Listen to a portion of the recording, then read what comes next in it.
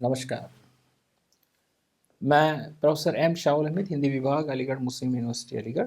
पाठ्यक्रम शोध प्रविधि एवं कंप्यूटर प्रौद्योगिकी, सप्ताह 10, व्याख्यान संख्या 47। अब इसमें हम विषय है प्रकाशन प्रक्रिया के विभिन्न पहलू। प्रकाशन प्रक्रिया के विभिन्न पहलू में हम देखेंगे कि किस तरह से एक प्रकाशन की प्रक्रिया होती है और उसमें उस प्रक्रिया में क्या क्या चीज़ें आ जाती हैं। तो प्रकाशन अपने मूल रूप में विचार से वितरण एवं सामग्री का समन्वय है। तो विचारों का वितरण होगा और वो वितरण कैसे होगा? पुस्तकों के माध्यम से, जर्नल के माध्यम से, लेख के माध्यम से। अब ई कंटेंट में आ जाएगा तो ब्लॉग पोस्ट के माध्यम से। अब दूसरा अगर आप देखें तो इंस्टाग्राम के माध्यम से भी आजकल हो जाएगा, फेसबुक के माध्यम से हो जाएगा। तो ये एक अच्छी तरह की डिज़ाइन किया गया कार्य प्रवाह केवल उत्पादकों का समर्थन नहीं करता, बल्कि गुणवत्ता, उत्तरदायित्व इसमें सुरक्षित रहता है। तो ये सिर्फ एक ऐसी बात नहीं है कि ये एक जैसे किसी चीज़ को प्रस्तुत करना है या किसी चीज़ की बिक्री करनी है, ऐसा नहीं है। ये एक बहुत ही महत्वपूर्ण प्रक्रिया है। आज के प्रकाशन जो है वो परिस्थिति के आधार पर चल रहे हैं। उसका कार्य प्रवाह डिजिटल में बहुत सारा परिवर्तन हो रहा है, लेकिन साथ साथ प्रिंटिंग नहीं हटी है, प्रिंटिंग चल ही रहा है। तो इस प्रिंटिंग में जो डिजिटल लेख आधुनिक प्रकाशन कार्रवाई की संरचना में जब विभाजित हुआ है, लेकिन यहाँ पे पांडुलिपि अधिग्रहण से लेकर प्रकाशन के बाद के अनुकूलन तक, जिसमें प्रमुख उपकरणों और सर्वोत्तम प्रथाएं शामिल हैं। तो जैसे हम पहले जो कंटेंट है, पांडुलिपि का कंटेंट है, जिसको हम कहें रॉ कंटेंट है, वहाँ से लेकर जब हम उसको एक प्रकाशित रूप में लेके आ रहे हैं, प्रकाशन के बाद के अनुकूलन सामग्री के रूप में ला रहे हैं, तो एक सर्वोत्तम रूप में हम उसको प्रस्तुत करेंगे। तो प्रकाशकों, सामग्री निर्माताओं और उनसे संगठन के लिए जो अपने प्रकाशन संचालन को बेहतर ढंग से बढ़ाना चाहते हैं, ये भी इसी में आ जाता है। देखिए, प्रकाशन तो अब यहाँ पे मैं आपको बता रहा हूँ कि प्रकाशन को लेकर जब हम बात कर रहे हैं, जैसे एक उपन्यासकार है, बहुत प्रसिद्ध उपन्यासकार है, तो उस उपन्यासकार को पहले ही एडवांस दिया जाता है कि आपका अगला उपन्यास मुझे देना चाहिए, आपको, आप मुझे देंगे, और वो उनको बुक किया जाता है, बुकिंग हो जाती है उनके उपन्यास की। तो ये अगर वेस्टर्न्स में है, अंग्रेज़ी में है, फ्रेंच लैंग्वेज में है, तो उसकी मांग और ज़्यादा हो जाती है। लेकिन जो प्रकाशन कर रहा है, जो पब्लिशर है, वो उसकी पब्लिसिटी करता है, उसका विज्ञापन करता है ताकि ज़्यादा से ज़्यादा पैसा उसको मिल जाए। तो प्रकाशन संचालन को बेहतर ढंग से चलाने के लिए वो उसमें भी कई सारी प्रक्रियाएं होती हैं। तो अब हिंदी में, जैसे हिंदी का है तो हम ये देख रहे हैं, लेकिन हिंदी का भी अगर एक अच्छे राइटर हैं तो देखिए, आज तक प्रेमचंद की कहानियां बिक रही है कि नहीं? बच्चे आज भी पढ़ रहे हैं, कितने साल के बाद, है ना? बहुत सारे ऐसे राइटर हैं जिसको हम ढूंढते रहते हैं। तो प्रकाशन में अगर हम देखें कि जहां से पांडुलिपि है, पांडुलिपि क्या है? उसने हाथ से लिखा हुआ, राइटर हाथ से लिख के दे दिया, वहां से उसका एक आकार रूप में, पुस्तक के रूप में आ जाना, और पुस्तक के रूप से जो है वो एक बिक्री के रूप में आ जाना, और वो एक लंबी प्रक्रिया है, जो उसमें एक प्रोसेस होता है। अब प्रकाशन में नैतिक विचार क्या है? अब देखिए, प्रकाशन मैं भी कर दूँ, हाँ ठीक है, मैं भी कर दूंगा, कोई और भी, उसने भी कहा, मैंने कुछ लिखा है उसको, लेकिन क्या रहना चाहिए? जो नैतिक प्रक्रिया क्या रहनी चाहिए, नैतिक विचार क्या रहने चाहिए? एक, साहित्यिक चोरी नहीं रहनी चाहिए। अभी साहित्यिक चोरी पर एक मेरा अलग ही प्लेजरिज्म पे एक व्याख्यान है, एक पूरे हफ्ते का, ठीक है? लेख तत्व, लेख तत्व तो उन लोगों को दिया है जिन्होंने प्रकाशन के महत्व में योगदान दिया है। तो वहां पे लेखकत्व क्या है? कि लेखकत्व है कि जो लिख रहा है उनको प्रकाशन कितना महत्व देता है, और हितों का टकराव, लोगों को किसी भी संभावित हितों के टकराव को प्रकट करना चाहिए जो उसके कार्य के पक्षपात कर सकें। तो देखिए, लेखन एक विषय को लेकर चलना चाहिए, ठीक है, और वो उनके लिए एक उपयोगी होना चाहिए पाठक वर्ग के लिए। डेटा, आंकड़ा, तो डेटा जो है वो सटीक रहना चाहिए, डेटा एकदम सटीक रहना चाहिए, डेटा जो मिलेगा वो उसमें नैतिकता रहनी चाहिए हमारी। तो ये कुछ नैतिकता के विचार हैं। देखिए, ऐसे ही आप कोई चीज़ को नहीं कर सकते पब्लिश, तो आप लेखक हैं तो आपको बहुत सारी चीज़ों को देखना चाहिए। अब चलिए, ये एक ऊपर ऊपर की बात हमने की है, अब प्रक्रिया पर दें। तो प्रकाशन प्रक्रिया क्या है? किसी प्रकाशन को तैयार करने और वितरण करने की प्रक्रिया आमतौर पर कई चरणों में होती है, ठीक है। अब ये क्या प्रक्रिया है? जैसे विचार उत्पन्न करना। अब मैं लिखना चाहता हूँ, पहले प्रकाशक भी ये देखता है कि किस विषय पे आप मुझे देंगे जिससे मैं प्रकाशित करूँ। तो वो भी देखता है कि जो प्रकाशित करने वाले हैं वो ये देखते हैं कि आपके आपके विचार या आपकी जो जो भी विषय आप देना चाहते हैं, क्या वो आज के समय के अनुकूल है या नहीं। अनुसंधान और लेखन, तो लेखक जानकारी एकत्रित करता है और तर्क विकसित करने में गहन अनुसंधान करता है। तो अब जैसे मैं अभी लिखना चाहता हूँ यहाँ के वातावरण पे, दिल्ली का वातावरण अगर हम बता दें, तो आप उसके पूरे अनुसंधान, उसकी जांच करेंगे, उसकी शोध करेंगे और उस पर क्या आप लिख सकते हैं जिससे जो है एक पर्याप्त डेटा लोगों को मिले। संपादन, डिज़ाइन और लेआउट, तो संपादन, डिज़ाइन और लेआउट में क्या है कि आप जो डिज़ाइनिंग करेंगे उसके रंग और लेआउट को करेंगे ताकि वो आकर्षित हो। संपादन और प्रूफ रीडिंग, संपादन प्रूफ रीडिंग में जो है जो पांडुलिपि जो है वो सटीक हो, उसमें स्पष्टता हो और वो सुनिश्चित करें कि वो सही है और ये प्रक्रिया पूरी तरह से चलनी चाहिए। प्रूफ रीडिंग मतलब इसको आप दोबारा पढ़ेंगे और उसको जांच करेंगे कि वो सही है, ठीक है। और प्रिंटिंग एवं वितरण, जब आप प्रिंट करेंगे और उसको आप वितरण करेंगे, ठीक है, तो आपके प्रिंटिंग सही आना चाहिए, जो कागज़ है वो सही रहना चाहिए, प्रिंटिंग सही दिखनी चाहिए और फिर उसमें जो है उसका जब वितरण करेंगे वो सही तरीके से उसका डिस्ट्रीब्यूशन हो, मतलब उसको बिकने में सहायक। अब इसको और थोड़ा सा देखें तो विचार पर बात करें, जैसे हमने पहले हुआ उस पर और थोड़ा सा विस्तृत रूप से मैं बताना चाहता हूँ। जैसे पांडुलिपि है, तो एक प्रोजेक्ट है या आंतरिक रूप से उत्पन्न किए विचार हैं, उसको ग्रहण करना है और उस ग्रहण के बाद उसको पुस्तक के रूप में प्रकाशित करते समय विभिन्न चरण आते हैं। तो पहले वो पांडुलिपि को जो है वो मूल्यांकन करना चाहिए हमें,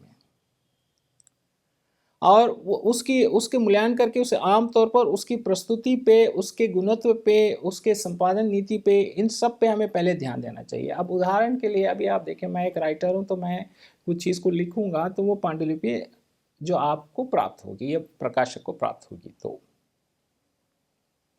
लेकिन कुछ ऐसी पांडुलिपियाँ हैं जो प्रकाशित नहीं हुई हैं, जैसे संस्कृत की पांडुलिपियाँ हैं, कई ऐसी पांडुलिपियाँ हैं बहुत पुरानी पुरानी सी, तो उसको भी लेंगे तब उसमें हम मूल्यांकन करेंगे, उसका जो है हम जांच करेंगे। और फिर संपादकीय समीक्षा, जैसे संपादकीय जो है वो देखेंगे कि जो है प्रूफ रीडिंग करेंगे और ये देखेंगे कि क्या ज़रूरत है और क्या ज़रूरत नहीं है, क्योंकि बहुत सारा लिखा है। जैसे मैंने 1000 पेज लिख दिया, 1000 पृष्ठ में संपादक को लग रहा है कि कुछ 500 पृष्ठ काफ़ी हैं जो विचार को प्रस्तुत करने में, तो वो एडिटिंग संपादन करेंगे, वो संपादन करके उसके एडिट करेंगे और उसका वो पूरा अधिकार उनको हम देंगे। तो और फिर उसका प्रूफ रीडिंग भी करेंगे। Copy writing and proof reading, copy writing ये है कि अगर आप उसके लेखक हैं तो आपका कॉपीराइट अधिकार है। इस कॉपीराइट पे भी मैं एक विस्तार से मेरा व्याख्यान है, ठीक है। अब तो कॉपीराइट आपको, उस पांडुलिपि का कॉपीराइट आपको है या प्रकाशक को है, ये सब चीज़ें उसको जो है हम आगे उसमें देखेंगे और उसका प्रूफ रीडिंग दोबारा करेंगे। तो डिज़ाइन, टाइप सेटिंग, उसको आकर्षक, उसके आवरण, उसके फ्रंट पेज और बैक पेज को करेंगे, उसको डिज़ाइन करेंगे और उसके टाइप सेटिंग करेंगे कि कितने कैसे अच्छा लगेगा, वो किस तरह के फ़ॉन्ट में अच्छा लगेगा, मतलब फ़ॉन्ट के जो आकार में अच्छा लगेगा, और डेटा जो उसका है वो सुरक्षित रखें और उसको हम बनाए रखें। और उस डेटा को सुरक्षित रखने के लिए हम ISBN नंबर देते हैं, ISSN नंबर देते हैं। अब इस पर जो है, जैसे हम प्लेजरिज्म पर बात करें, जैसे अभी भी हम बात करेंगे, ISBN नंबर मतलब बी है बुक है, बी पर बुक है, ISSN नंबर मतलब जर्नल्स पे आते हैं, ठीक है। तो उसको हम सुरक्षित करेंगे, उसको रजिस्टर्ड करेंगे, ताकि जो है वो हमारी सामग्री डेटा हमारे साथ सुरक्षित रहें, वो और कोई उसकी चोरी ना कर सके। और उत्पादन और मुद्रण, तो जो उत्पादन कर रहा है, जो उसको बना रहा है एक फाइल के रूप में, उसको वो मुद्रित करेगा और उसको वितरण करेगा, उसका बिक्री चैनल करेगा, उसको कैसे बिक्री करना है और उसका प्रचार करेगा, ठीक है। और उसके बाद जो है उसको फिर वो देखेगा कि वो उस चीज़ को सुरक्षित रखा है नहीं रखा है। नहीं तो फिर ऐसा होता है कि दूसरे लोग उस कॉपी को ले लेते हैं और वो उसको पब्लिश करने लगते हैं, तो वैसा नहीं होना चाहिए। तो वहाँ पे वो सब तरह की सुरक्षा को वो वहाँ पे बनाए रखेगा, तभी जाके वो उस प्रकाशन को, उस कृति को वो सुरक्षित रख सकता है। तो ऐसे बहुत सारे कृतियाँ हैं जो सुरक्षित हैं, जो आज भी जो है मार्केट में, अगर आप चाहे जितना भी उसके पब्लिकेशन प्रिंट आउट निकाल लिए होंगे, लेकिन फिर भी फेमस हैं, फिर भी वो प्रसिद्ध हैं, फिर भी लोग लेते रहते हैं, ठीक है। अब जैसे व्याकरण की पुस्तकें हैं, तो व्याकरण की पुस्तकें हर कोई बच्चा लेता रहता है स्कूल्स में और कॉलेजेस में, और प्रोफेसर हम भी जो हैं, जो हैं उन व्याकरण की पुस्तकों को देखते हैं, हमें चाहिए ये देखते हैं, तो वहाँ पे सब चीज़ों को सुरक्षित रखें। चलिए, ये एक मैं जो बता रहा था एक आम तौर की बात है। अब शैक्षणिक प्रकाशन प्रक्रिया, जैसे हमने पहले प्रकाशन के प्रकार पर हमने बात किया पिछले व्याख्यान में, तो वहाँ मैंने बताया कि प्रकार तो कई होते हैं, जो हमारे जो शिक्षा से लेकर है, उस शिक्षा को लेकर हम बात करने पर हमने उसको स्ट्रीमलाइन किया। अब यहाँ पे मैं शैक्षणिक प्रकाशन प्रक्रिया में क्या है, शैक्षणिक प्रकाशन, शैक्षणिक संचार एक मौलिक स्तंभ है जो नए ज्ञान और वैश्विक शैक्षणिक समुदाय तक पहुंचाने का प्रमुख माध्यम है। तो शोध प्रकाशित करके विद्वान ज्ञान के सम्मिलित भंडार में योगदान करते हैं और अन्य विचारों को और निर्माण आलोचनाओं को वो है प्रस्तुत करते हैं। तो एक संचार है, शिक्षा का संचार है, एक मौलिक स्तंभ है, ठीक है। अब एक मौलिक स्तंभ क्या है, जैसे एक मौलिक स्तंभ है, जो भी सामग्री मिल रही है ये मौलिक है, जो मैं मौलिक है, इसलिए मैं यहाँ पे बताता हूँ कि मैं इन संदर्भों से लिया है। तो वो मौलिक स्तंभ जब एक शिक्षक बनाता है, सिद्धांतों को लिखता है, उसको समझाने की कोशिश करता है, तो वहाँ से उसकी जो है शोध की प्रक्रिया शुरू हो जाती है, और वो एक बहुत बड़ा भंडार प्रस्तुत करता है जो उसकी शैक्षणिक योग्यता को बताता है, ठीक है। अब एक शोधार्थी है, जैसे अब हमारा जो शोध है, अगर आप ये जो आप पढ़ रहे हैं, क्यों पढ़ रहे हैं, क्योंकि जब ये एक पेपर है जो आप देखेंगे कि आप जब PhD करेंगे, शोध करेंगे, तो आपको किन किन चीज़ों पे ध्यान देना चाहिए। तो यहाँ पे क्या है कि आप जब शोध करेंगे और आपके ज्ञान का भंडार आप प्रस्तुत करेंगे, किसी पे आलोचना करेंगे, किसी पे विश्लेषण करेंगे, किसी पर अध्ययन करेंगे, तो वो चीज़ जब पब्लिश होती है, तो वो व्यक्तिगत शोधकर्ता के लिए एकेडमिक प्रकाशन विश्वसनीय स्थापित करने और उसके क्षेत्र को पहचान करने के लिए, जैसे आपका शोध देकर हम देखते हैं कि आपने कितना परिश्रम किया है, आपकी शोध की पहचान क्या है, आपकी शोध में आप क्या बोलना चाहते हैं, कितनी मेहनत की है आपने, डेटा आपका कैसे है, सही है या गलत है। उदाहरण के लिए कई उपन्यासों को आपने पढ़ा, पढ़ने के बाद उस उपन्यासों में कुछ चीज़ों को आपने प्रस्तुत किया, तो हम देखें कि आपने कितने उपन्यासों को पढ़ा है, कैसे पढ़ा है, उसके साथ साथ और किन किन उपन्यासों को पढ़ा है, और समीक्षात्मक पुस्तकों को कैसे पढ़े हैं, आलोचनात्मक पुस्तकों को आपने किन किन को पढ़ा है, उन सब को अपने शोध में आप कैसे प्रस्तुत किए। ये सब चीज़ें एक बहुत ही प्रमुख चीज़ होती है। तो एक प्रकाशित पत्र विशेषज्ञ शोध कौशल को पूर्ति करता है, और विद्वान अपने काम में व्यापक दर्शकों को जो है अपनी शोध को प्रस्तुत करते हैं। देखिए, आप यहाँ पे शोध कर दिए, वो रख लिया, ऐसा नहीं है। जब आप उसको पब्लिश करेंगे पुस्तक में, तो बहुत सारे लोग उन पुस्तकों को लेकर पढ़ेंगे, तो उनको पता चलता है कि इसने कितनी मेहनत किया है। तो ये शुरुआती कैरियर में एक अकादमिक के लिए महत्वपूर्ण चीज़ होती है। जैसे अगर आप पुस्तकें लिखे हैं, तो आपको जैसे शिक्षा जगत में आपका एक अलग स्थान बनता है। जैसे आपके जो प्रोजेक्ट्स हैं, जो यूजी में पीजी में जो प्रोजेक्ट्स दिए जाते हैं, और जो जर्नल्स में आप जो शोध आलेख लिखेंगे, ये सब चीज़ें आपको काम आती है शैक्षिक योग्यता को आगे बढ़ाने के लिए। जैसे आपका प्रमोशन है, आप पहले ही आप असिस्टेंट प्रोफेसर हैं तो आपका प्रमोशन मिलने में या आगे के जो हैं वो एक अपना एक स्थान स्थापित करने में ये एक बहुत उपयोगी होते हैं। तो शैक्षिक प्रकाशन की प्रक्रिया एक व्यापक और संचारित यात्रा है जो शोध के प्रकाशन द्वारा उस विद्वान की विद्वता को प्रकाशित करती है, एकेडमिक क्षेत्र में उसको आगे बढ़ाती है, और वो एक अपने आपके एक स्थिति को स्थापित करती है लोगों के साथ। तो अब इसको करते समय अब मैं यहाँ पे मर्ज कर रहा हूँ कि जैसे आपको करना क्या है, तब ऐसे के किस तरह की प्रक्रिया है। जैसे अनुसंधान और पांडुलिपि लेखन। अब यहाँ पे आप एक पांडुलिपि को लेंगे। अब यहाँ पे मैं पांडुलिपि इसलिए कह रहा हूँ कि कुछ ऐसे पुस्तकें होते हैं जो हाथ से लिखी होती हैं, कुछ ऐसी सामग्री आपको मिल गई है जिस पे आप बात कर रहे हैं, या हम कहेंगे फर्स्ट प्राइम सोर्सेस है, जो कंटेंट आपको मिल गया है, तो उससे उसको आप एकत्रित करेंगे, डेटा एकत्रित करेंगे। तो पांडुलिपि लेखन मतलब जो भी प्राइमरी डेटा है उसको आप, जैसे उदाहरण के लिए उपन्यासों को इकट्ठा करेंगे या कहानियों को इकट्ठा करेंगे। कोई लोग जो है, कई लोग जो है कहानियाँ हाथ से लिखी रखी हैं, तो उनको भी आप देखेंगे, जो बहुत पुराने कहानियाँ अगर आपको मिल गई हैं तो उसको लेंगे और उसको इकट्ठा करके उसमें आप जो है शोध प्रक्रिया को उसमें लगाएंगे और रूप में उसको लाएंगे। जैसे सारांश में उसका उद्देश्य, विधियाँ, निष्कर्ष, निष्कर्षों का संक्षिप्त विवरण, ये सब आप उसको लगाएंगे। परिचय करवाएंगे कि शोध समस्या प्रस्तुत करते समय उसकी समीक्षा करेंगे। कार्यप्रणाली, डेटा को एकत्रित करेंगे और डेटा से निष्कर्ष निकालेंगे। फिर निष्कर्ष की व्याख्या करते हुए उसकी तुलना करते हुए उसमें जो भी विषय है उसको आप और पता करेंगे, उसकी जांच करेंगे, फिर निष्कर्ष निकालेंगे कि आपके शोध में क्या विषय है। तो ये एक एकेडमिक पत्रिकाओं की अपेक्षा मानकों के पूरा करने के लिए संबंधित मौजूद तैयार करते हैं। तो अब यहाँ पे हम एक रिसर्च वर्क पर बात कर रहे हैं। अब जर्नल का चयन। अब एक आपकी पांडुलिपि तैयार है या आपने जो भी तैयार किया है हाथ से लिखा हुआ, तो उसको आप सही तरीके से कैसे उसको पब्लिश करेंगे।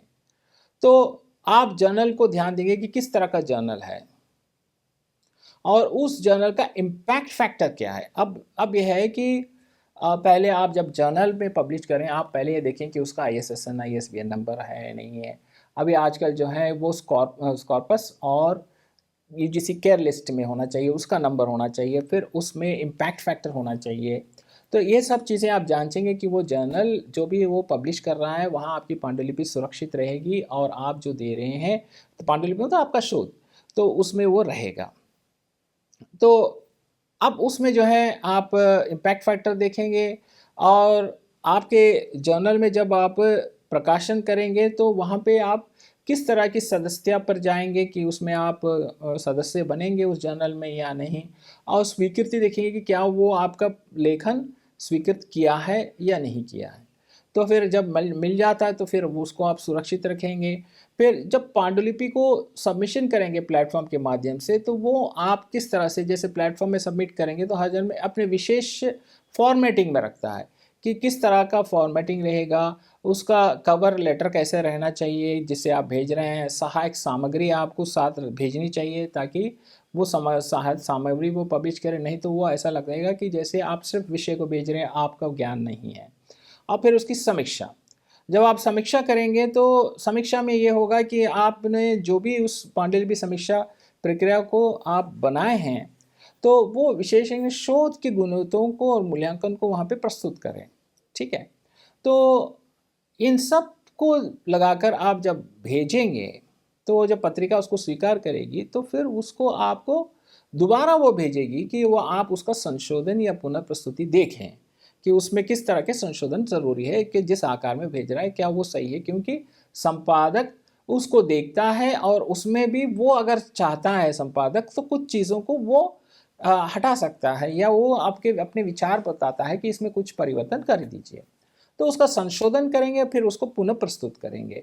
तो उसको पुनः प्रस्तुत करेंगे तो वहाँ पे भी जो है आपको उन लेखकों को लेख पर परिवर्तन लाएंगे, संशोधन लाएंगे, फिर उसकी स्वीकृति और प्रूफ रीडिंग और अंतिम प्रकाशन। फिर उसको जब आप स्वीकृत करेगा तो उसका प्रूफ रीडिंग दोबारा देखेंगे और अंतिम प्रकाशन के रूप में आपके सामने वो आएगा। अब वो जब आएगा तो वो उसका वितरण होगा, ठीक है। अब प्रकाशन के बाद की गतिविधियां क्या है? प्रकाशन के बाद की गतिविधियां जैसे शैक्षणिक समुदाय में आगे लोगों ने उपलब्ध कर दें कि लेखक के कार्य के प्रभाव डालने की गतिविधियां होती हैं, जैसे प्रचार है। अब एक मैं आपको बता रहा हूँ, एक रिसर्च गेट है और लिंक्डइन है या ट्विटर है, इसमें जो है थोड़ा सा प्रचार प्रसार होता है कि ये इस पर एक आलेख है और उसका लिंक दिया जाता है। जब उसको उस लिंक को, अब लिंक क्या है ये भी मैं आपको बताऊंगा कंप्यूटर वंटर में, कि वो एक और व्याख्यान है जहाँ पे आप क्लिक करेंगे तो सीधा आपका लेख खुलेगा। तो इसमें जो है प्रचार किए जाएंगे इस प्लेटफॉर्म में, और जो ऑनलाइन में, और उसके उद्धरणों को जो है देखा जाएगा कि किस तरह के उद्धरण जो आपने दिए हैं वो गूगल स्कॉलर और वेब ऑफ साइंस या स्कॉर्पस में देखा जाएगा। हमारे लिए भी साहित्य में बहुत सारी चीज़ें आजकल आ गई हैं, आंकड़े जो जांचती हैं, और ये अब शैक्षणिक समुदाय के लिए प्राप्त प्रक्रिया में इसकी गतिविधियों को देखेंगे कि किस तरह से ये सहभागी है, लोग इसको कितनी पढ़ रहे हैं ऑनलाइन। तो वो हिट रेट होता है। हिट रेट मतलब उस जर्नल का को कितनी बार खोला लोगों ने, अब आपके जर्नल को कितनी बार पढ़ा, ये सब ऑनलाइन में जो है वो विषय आपके आते जाएंगे। आपको पता चलता है कि इतने लोगों ने पढ़ा है, इतने लोगों की प्रतिक्रियाएं होती हैं कि किस तरह से प्रतिक्रियाएं आ रही हैं। उसमें आपको लगेगा पढ़कर कि इसमें ये कमी है या आप सफल हैं, ये सब चीज़ें आती रहती हैं ऑनलाइन में। प्रिंट में तो फिर आपको लेटर मिलता है, कोई का लेटर लिखते हैं कि आपके इसमें अच्छा रहा, मैं पढ़ा हूँ या हूँ, ये सब चीज़ें आती हैं। लेकिन ऑनलाइन में तुरंत तुरंत आपकी प्रतिक्रिया मिलती हैं। तो एक और बात है कि एक कवर पत्र लिखना, जैसे ऊपर मैंने बताया ना, वही चीज़ इसमें भी फॉलो हो जाएंगी कि जैसे शामिल करते समय हमेशा अनिवार्य होता है कि आप कवर पत्र लिखें और शोध को प्रस्तुत करने में समझाएं, अच्छे अवसर पर मिले कि उसमें आप विषय मेंटेन करेंगे ताकि वो उसको देखकर समझ सकें कि इस कवर पत्र में है क्या, ठीक है। तो अभी मैं आपको एक बात यहाँ पे समझाना चाहता हूँ कि शैक्षणिक शोध पर ये कुछ विषय हैं जो मैं आपको बताया हूँ। तो जैसे आप शैक्षणिक प्रकाशन कर रहे हैं, जैसे आपका एक शोध पत्र प्रकाशित करना है, तो आप पहले मौलिक सामग्रियों को इकट्ठा करें, उसका अध्ययन करें। अध्ययन करने के बाद उससे संबंधित और सामग्री, उदाहरण के लिए समाज पर आपको लिखना है कुछ, तो समाज वो किस तरह का समाज है, भारतीय या पाश्चात्य, आप देख लेंगे। फिर उसके बाद उससे संबंधित उपन्यासों या कहानी या कोई भी कंटेंट को लेंगे और उस कंटेंट में आप उनके तत्वों के आधार पे या उसमें आप किस चीज़ को ढूंढना चाहते हैं, उन सब चीज़ों को आप ढूंढेंगे। तो वो ढूंढ कर उन चीज़ों को आप लेने की कोशिश करेंगे। फिर जब उसको ले लिया आपने, तो फिर आप किन किन मुद्दों पर आप बात करना चाहते हैं। जैसे समाज में है तो आप समाज में स्त्री है, स्त्री पर बात करना चाहते हैं। समाज में जो है और जाति है या समाज में शहरी जीवन है, किस चीज़ पर आप बात करना चाहते हैं। जैसे ग्रामीण जीवन है तो उस पर बात करना चाहते हैं, तो वो उसको आप स्टीमलाइन करेंगे, उसको एक रिसर्च कंटेंट में लेके आएंगे। तो जब आप इन सब चीज़ों को एक एक करके लेके आते जाएंगे इसको सिस्टमेटिक रूप में, तो फिर उसको जब अब लिखने के बाद आप जिन जिन किताबों से, देखिए आप जो कह रहे हैं वो, मैं जो कह रहा हूँ, मैं कह रहा हूँ कि समाज बहुत एक व्यापक है और उसमें बहुत सारे विचार का सम्मेलन है, ये मैं कह रहा हूँ। तो भाई ये तो मैं कह रहा हूँ, तो इससे संबंधित कोई बड़े लेखक क्या कह रहे हैं, जैसे उदाहरण के लिए कमलेश्वर क्या कह रहे हैं या कोई और जो है नागार्जुन क्या कह रहे हैं, इनके विचारों को मोहन राकेश क्या कह रहे हैं, इनके विचारों को आपको लेना है। तो वहाँ पे आप सिद्धांतों को लेंगे कि उनके सिद्धांत कैसे हैं और क्या है। तो इससे आपका, आप जिन प्रक्रिया में आप अपना शोध प्रस्तुत करना चाहते हैं वहाँ पे आपको इनकी विषयों के सिद्धांत आपके साथ समर्थक रहेंगे। तो फिर आप उन सब चीज़ों को रेफरेंस में लेते हुए चले जाएंगे, फिर आप एक फाइंडिंग कंक्लूशन में आएंगे। अब यहाँ पे आप बताएंगे सर किस तरह के कंक्लूशन में आए, किस तरह। तो आप ये देखिए कि आपका पहले आप चुनते समय ही आपका आलेख क्या आज की स्थितियों के आधार पर है या नहीं है, ठीक है, ये आप देखेंगे। तो जब आप ये देखेंगे कि इन स्थितियों के आधार पर है, आपका आलेख बहुत अच्छा है और इन्हीं स्थितियों के आधार पर है, बहुत सही है और इसमें बहुत सारी चीज़ों को बताया गया है, तो ये आपका आलेख बहुत ही महत्वपूर्ण माना जाएगा। तो अब जो है जैसे आधुनिकता बोध पर आप बात करेंगे, तो आधुनिकता बोध किस तरह से हो है, किस तरह से आधुनिकता बोध पर हम चर्चा करेंगे कि किस तरह की आधुनिकता है, इन सब की आप भूमिका भी तैयार करेंगे और फिर उसे संदर्भित उपन्यास साहित्य में ढूंढेंगे और अन्य लेखकों के समीक्षात्मक और आलोचनात्मक पुस्तकों में देखेंगे, फिर आप एक निष्कर्ष पहुंचेंगे। तो आपका निष्कर्ष ऐसी स्थिति को बताएगा कि कैसी चीज़ जो है उसको पढ़कर लोगों में सुधार उत्पन्न हो या लोगों में जागरूकता उत्पन्न हो। तो कई बार हम सोचते हैं कि परिस्थितियों से जूझता रहता है इंसान कि ये क्या है, इंसान ये सोचता है कि सिर्फ मैं ही हूँ क्या इन परिस्थितियों में जी रहा हूँ। तो हमारे जो उपन्यास और कहानियाँ हैं ये बताती हैं कि भाई किस तरह की परिस्थितियाँ सब मानव में समान हैं।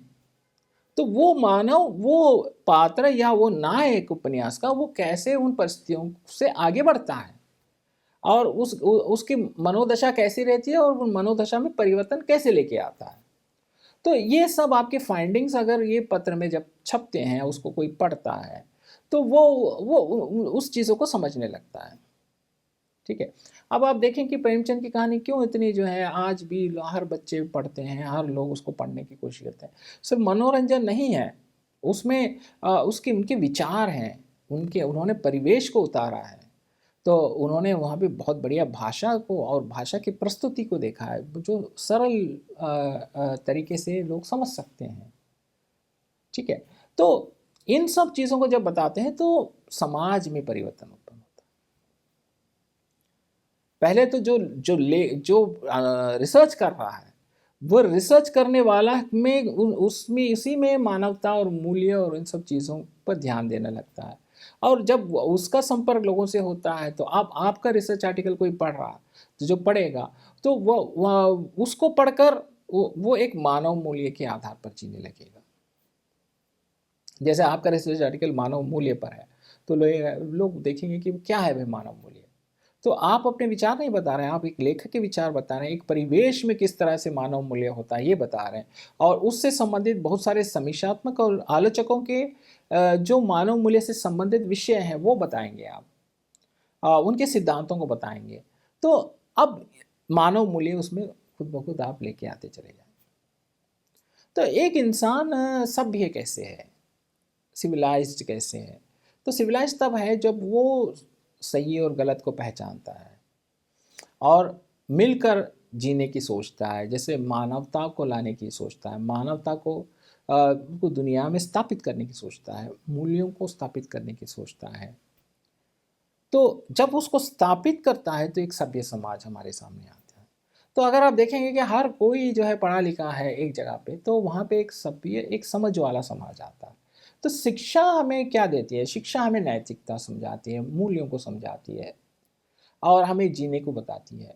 देखिए साहित्य को लेकर मैं बात कर रहा हूँ, साइंस में वो चीज़ अलग है। साइंस में यह है कि वो एक आविष्कार को बताती है, एक नई चीज़ को बताती है। लेकिन जहाँ तक अगर एक मनुष्य वो मानवता को नहीं मानेगा, जीवन को नहीं समझेगा, संबंधों को नहीं समझेगा, तो उसका जीवन कैसे रहेगा, एक समुदाय में, एक समाज में कैसे जिएगा। तो आपका आलेख जो है वो एक समाज को, एक समुदाय को एक दिशा देने वाला रहना चाहिए। तो तब जाके जो है आप एक चीज़ को समझ पाएंगे। अच्छा, अब बात यह है कि अगर आप 50 साल पुरानी कहानियों को बताने की कोशिश कर रहे हैं कि 50 साल की पुरानी कहानी में परिवेश कैसा रहा, इसको आप बता रहे हैं, उसको प्रकाशित करने की कोशिश कर रहे हैं, तो जो अभी पढ़ने वाला है वो ये सोच रहा था कि भाई 50 साल पहले कैसे लोग जी रहे थे। तो आपकी जो शोध है, शोध आलेख है, उससे आप शोध आलेख में जो भी प्रमुख चीज़ हैं उसको निकाल कर आप अलग से बता रहे हो यहाँ पे कि ये ऐसा है, संदर्भ के साथ और उसके उदाहरणों के साथ, तो उसको और चीज़ें समझ में आती हैं। ठीक है, आप जैसे बंटवारे को लेकर बात करें, स्वतंत्रता आंदोलन को लेकर बात करें, 1857 की क्रांति को लेकर बात करें, ठीक है, अब अंग्रेज़ी शिक्षा भारत में कैसी आई इस पर बात करें, हिंदी के महत्व पर बात करें, हमारे स्वतंत्रता के बाद के संविधान पर बात करें, ज़मींदारी प्रथा पर बात करें, ज़मींदारी उन्मूलन पर बात करें, तो हम ज़मींदारी प्रथा तो चली, ज़मींदारी उन्मूलन हुआ, लेकिन उस किस तरह की परिवेश रहा, किस तरह की परिस्थिति रही, इसे आप पूरे एक समाज को, एक समुदाय को समझेंगे। तो ये एक महत्वपूर्ण शोध होगा अगर आप इन चीज़ों को लेकर आए। तो ये देखिए, एक तो आप समाज में आप पहले तो अपने आप को सुधारेंगे, फिर आप समाज को सुधारेंगे, और वो एक पूरे शिक्षकों को सुधारेगा जो भी आपकी किताब का रेफरेंस करेगा। जब आप प्रकाशित करेंगे तो उन शिक्षकों को, तो ये कई पीढ़ियों चलता है। तो जैसे हिंदी साहित्य का इतिहास लिख दिए, तो हिंदी साहित्य का इतिहास तो आज हम इसको पढ़ने वाले कितने हैं, जितने अभी पैदा होंगे वो भी पढ़ेंगे, हमसे पहले पढ़ चुके हैं। तो ये शैक्षणिक प्रकाशन महत्वपूर्ण प्रकाशन, तो इसमें आप मूल्यों पर ध्यान दीजिए, विषय पर ध्यान दीजिए, उसका किस तरह से वो एक अच्छा एक रूप समाज को देगा, इस पर ध्यान दीजिएगा। ठीक है, तो और भी आगे हम बात करेंगे। अब तो जैसे मैंने शोध की दृष्टि में आप लोगों को बहुत सारी चीज़ों को समझाया है उसमें, जैसे ऐतिहासिक या सामाजिक या सौंदर्य शास्त्र, ये सब कैसे रहते हैं, किस तरह से रहते हैं। और भी हमारे और जो प्रोफेसर्स हैं जो इस पाठ्यक्रम में हैं, तो वो भी और चीज़ों को आप बताएंगे। तो मैं थोड़ा सा ये टेक्निकल चीज़ें हैं जो मैं आपको बता रहा हूँ। तो कुछ ग्रंथों के नाम मैं चाह रहा हूँ कि आप लोग इसका ध्यान रखें। जैसे नई कहानी, संदर्भ और प्रकृति, इसके संपादक हैं देवी शंकर अवस्थी जी। नई कहानी की भूमिका कमलेश्वर। नई कहानी की मूल संवेदना सुरेंद्र सिन्हा। नई कहानी के विविध प्रयोग पंडित शशि भूषण शीतांशु। नई कहानी प्रकृति और पाठ सुरेंद्र। नई कहानी दशा दिशा संभावना संस्करण सुरेंद्र। बकलम खुद मोहन राकेश। तो ये बकलम खुद जो है वो ऐसे हैं, कुछ निबंधें हैं जो उसमें संग्रह में लेके हैं। हिंदी कहानी वाया आलोचना नीरज खरे। आज की हिंदी कहानी विचार और प्रतिक्रिया मथुरेश। मथुरेश बहुत अच्छे लेखक हैं, वो बहुत सारे समीक्षात्मक और आलोचनात्मक पुस्तकें लिखे हैं। सिलसिला समकालीन कहानी की पहचान मथुरेश। नई कहानी पुनर्विचार मधुरेश। हिंदी उपन्यास सार्थक की पहचान मधुरेश। हिंदी आलोचना का विकास मधुरेश। कहानीकार जैनेन्द्र कुमार। पुनर्विचार मधुरेश। मधुरेश की जितनी चीज़ें हैं, बहुत अच्छे लेखक हैं, उनकी सब चीज़ों को मैं यहाँ बताने की कोशिश किया हूँ ताकि आपको राइटर के बारे में भी समझ सकें। वैसे बहुत कुछ है बोलने के लिए, बहुत कुछ है, हम एक सीमित चीज़ें आपको दे रहे हैं। समझिए हम दे रहे हैं वो बहुत ही सीमित है। जैसे साहित्य सिर्फ मधुरेश को ले लेंगे आप, तो आप हम बहुत कुछ बोल सकते हैं उनकी कृतियों को लेकर, उनके लेखन को लेकर। तो सिर्फ प्रेमचंद को ले लें, हम बोलते रहें घंटे घंटे, लेकिन आपको क्या चाहिए ये हमने निकाला है। तो थोड़ा सा आपको इस समझ में बिठाया है कि आपको इस शोध के लिए क्या चाहिए। आप प्रारंभ कर रहे हैं तो आपकी मानसिकता ये है कि आप शोध में आपकी रुचि उत्पन्न हो और आप उस शोध में जो है वो पूरी गंभीरता से शोध करें। इसके लिए हम सब चीज़ों पर ध्यान देते हुए इन व्याख्यानों को रखा है।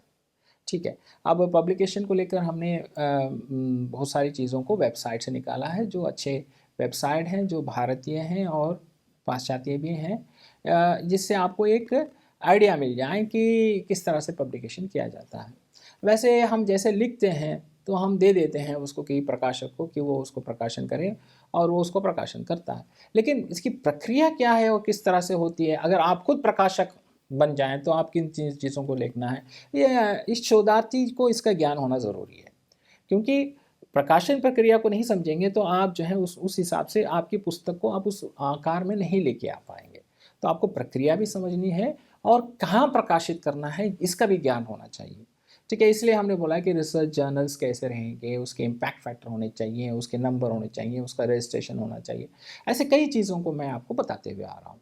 तो और भी इस पर हम बात करेंगे, क्योंकि आगे भी प्लेजरिज्म है, आगे भी जो है कंप्यूटर का प्रयोग है, तो वहाँ भी हम इन चीज़ों पर और बात करेंगे। थोड़ा-थोड़ा सा उसका ज्ञान आपको मैं देता जाऊँगा। तो आशा है कि ये व्याख्यान आपको ज्ञानवर्धन होगा। आप इससे जो है बहुत सारी समझ उत्पन्न होगी और आप लोग इसका प्रयोग करेंगे आपके शोध में। और यहीं से मैं अपना व्याख्यान समाप्त करता हूँ। आज का व्याख्यान यहीं समाप्त होता है। धन्यवाद, नमस्कार।